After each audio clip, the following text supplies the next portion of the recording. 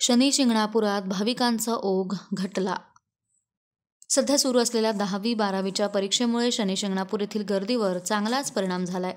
गर्दी कमी झाल्यानं गावात व्यावसायिक स्पर्धेला जोर आल्याची स्थिती पाहायला मिळते। अडवणूक, सक्ती आणि दादागिरीचे प्रकार पुढे येत असले तरी सुरक्षा विभाग आणि पोलीस यंत्रणेकडून कुठलीच कारवाई होत नसल्याबद्दल आश्चर्य व्यक्त होतंय। शनी शिंगणापूर येथे रोज 30 ते 40 हजार आणि शनिवार रविवारी 1 लाखाच्या दरम्यान भाविक दर्शनासाठी येत होते।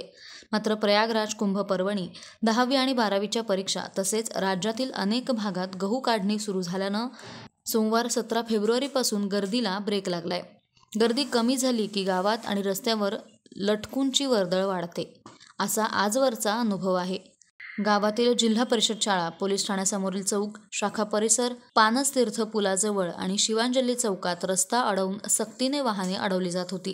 ग्रामपंचायत आणि सरकारी वाहनतळ आहे अशी बतावणी करून वाहन चालकांना ठराविक दुकानासमोर नेलं जात होतं।